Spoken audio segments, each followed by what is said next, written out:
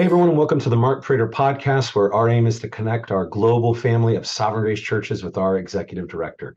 Mark, we're recording this the week after the wonderful conference that so many of us experienced. I returned home with a full heart and a killer cold, as everyone can hear if you're actually listening to this. And you also came back encouraged about what happened over the course of that conference last week. You were responsible for the conference. You did an excellent job leading the conference. What are some thoughts coming off of the conference about what we enjoyed and experienced last week? First, thanks for your encouragement, Ben. God was very, very good to us last week, Yes, he and was. I am responsible for the conference, but we do it together as a leadership team. So I'm grateful for my fellow leadership team members and how hard Yes. they worked last week as well. Yeah, God was exceedingly kind and good to the pastors and wives and leaders from Sovereign Grace churches, to the many guests that we had there, and He did more than we could ask or think to ask, as it Mhm. says in Ephesians 3:20. You plan a conference and you try to get the right people in the right spots, preaching the right messages, but God just works in all of that, and um, brings a cohesion and a unity to it, so that people leave thinking, I understand what this conference was about. It equipped me in this way to go back home and serve my church. Not only that, just the times that we had together, singing together, hearing updates together, the Yeah. sense of, at least for me, of palpable, tangible joy and Yes. unity and faith for our future that was in really experienced in each main session that I was in was so Mhm. encouraging, which you can only attribute to the Spirit of God at work That's right. among us. So it was just a great conference. That's one of my takeaways. Another one, there was a guest pastor there, a pastor who's not a part of Sovereign Grace, who leads a church in Georgia. And he came up to me on Thursday, the last day, and he said, "This is my second year here. This time I brought another elder with me. What I'm looking for my church is gospel fidelity." That's the term that Mhm. he used. And he said, "I haven't found anyone like Sovereign Grace that models gospel fidelity like you're doing." And I'm just very affected by it. And I want my church to be adopted into Sovereign Grace, which was humbling and exciting at the same time. And I think a statement like that, it commends the pastors and wives of Sovereign Grace, the leaders that were there, just by who you are and Mhm. how you experience a conference. And we go through a conference together. Even that communicates gospel fidelity. And then you add on that the preaching of the main sessions and the breakout sessions, and it had the effect upon this pastor who now wants his church to be adopted into Sovereign Grace. So that was just Mhm. I had many conversations similar to that that were highlights to me, but that's one of them. So I'm just very grateful for how God worked among us last week, and may He receive all the glory. Amen. It was wonderful in every way. We, as we always do, enjoyed rich fellowship, loud and rowdy singing. Meanwhile, as is a conviction of ours, central to our gathering was the reading and the preaching of God's word. And we heard some spectacular sermons that hit on various important topics. Well-rounded diet of excellent preaching.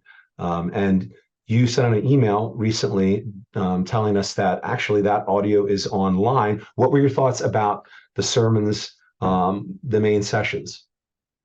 Yeah, I did. In fact, not just the audio, but the video as well for the main sessions are all up on the Sovereign Grace website. Go to Sovereign Grace, click on events, scroll down to the conference. The Church of Christ and the Triumph of the Word is the theme. Click on that, and you will find all the main sessions. And if you were at the conference, I would encourage you to listen to each of those again. If you're a pastor, I would encourage you to lead a conversation, or a senior pastor, lead a conversation with your team about the main sessions, and just how can you glean from them, and how can you benefit Good. from them in serving your church. If you weren't at the conference, I would encourage you to listen or watch those main sessions and do it in the order that they were preached, which is how they're listed on the website, because there was something unique about, I think, this conference about how God took each of those messages and knitted them together in a way that, man can't plan for and actually can't do. So I would encourage you to listen to them in the order they were preached as well. So those are going to be up on the website. If you're a pastor, consider sending those sermons to other leaders in your church or people that you're developing for leadership, because they can really benefit from the preaching that was at the conference. And that's partly how we think about the conference. It's not just a one-time event. It produces resources that you can use for several months in just strengthening your church. And so main sessions are one of those resources that we hope you will use. Yeah, there is definitely an immediate usefulness in our local context. I even just think about CJ's excellent sermon. That potentially having that be a tool to help guys think about pastoral ministry who are aspiring for pastoral ministry. We had a 16-year-old guy that wants to be a pastor as an aspiration, and he learned what the contract was. So right. You want to do this, buddy? You better figure it out ahead right away.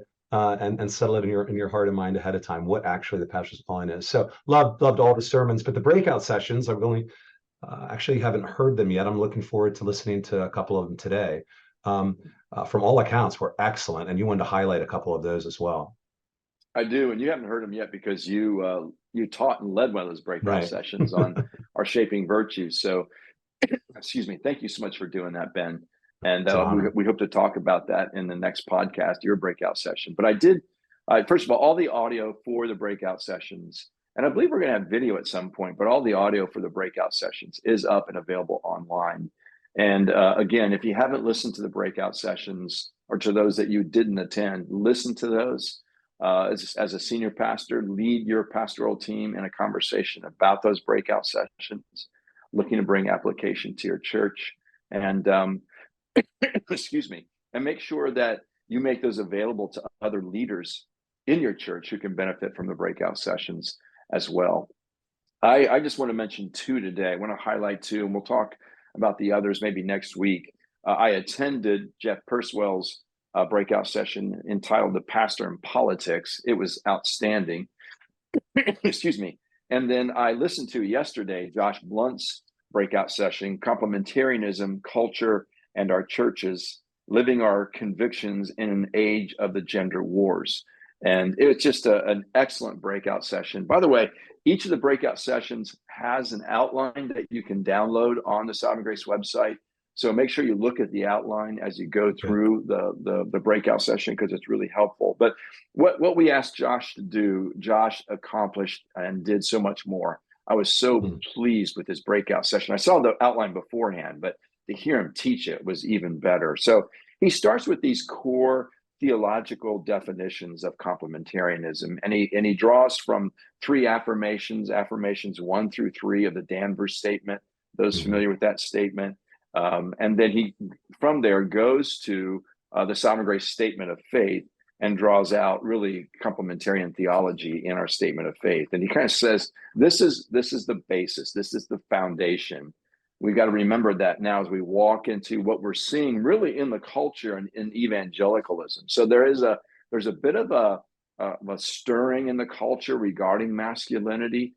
Jordan Peterson would be an example of that, for example. Right. And there's also a lot being talked about in evangelicalism right now regarding masculinity, and a lot being written. And by the way, what Josh did with his breakout session is he published, along with an outline, his book reviews of a number of books that he's read, allow them in the area of masculinity. That is invaluable. So make sure that you download that and use it. So he just kind of walks through sort of the issues in evangelicalism, not only that are egalitarian in nature, sort of on the one end of the spectrum, but also basically a hyper, I would say, unbiblical masculinity on the other end. That he just walks us through and talks about why those aren't as helpful, because they can be more influenced by the cultural moment. They can be more influenced by pragmatism rather than bedrock theology that complementarianism is built on. So that's just a great review. And then he just ends his breakout session by talking about our bedrock theology, when it comes to complementarianism.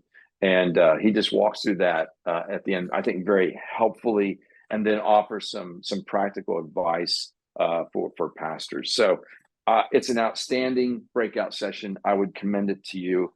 And again, here's another thought to consider. If you've got people in your church who are new to the church, or maybe younger generations that could be wrestling with complementarianism, this would be a breakout session for them to listen to. And then Jeff Purswell did one on the pastor in politics. Why this breakout session now is kind of where he started. There's cultural upheaval regarding politics now. And that's just not in the States. That's outside of the States as well. There's political despair for some, excuse me, and there's evangelical reactions to what's happening in the culture and in politics. So he just lays out some foundations for a biblical political theology that is just simply outstanding. And it's something that I would encourage every pastor to not only listen to, but learn from that, to have your own biblical political theology in place. And then he just kind of walks through really what is happening in evangelicalism as it relates to politics. And what he dials in on, first of all, when he builds his political theology, he really does make a clear argument for a separation of church and state, which is really helpful because the government has a call, a role to play. The church certainly has her mission to accomplish. And if we mix those two things, the church won't accomplish her mission. So he just spent time just clarifying the church's mission and clarifying the pastor's call in accomplishing that mission, and then spoke to some of the temptations that are out there for people in our churches that may be, caught up in politics, which isn't necessarily wrong. It's just, do they have the right emphasis and prioritization when it comes to politics? And he offers some practicals there that I find are not only helpful from a leadership standpoint, but from a pastoral standpoint as well. So two breakouts to recommend to you. Download the outlines and listen to those, benefit personally, and then think about how your church can benefit as well.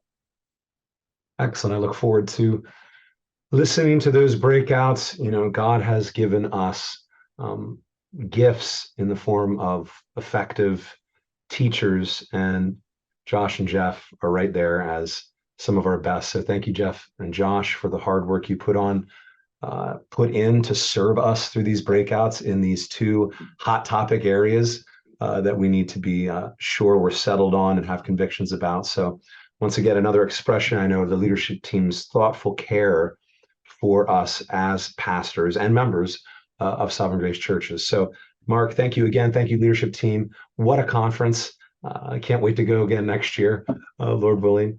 And thank you all for watching or reading. Actually, we have a podcast feed a lot of guys don't know about.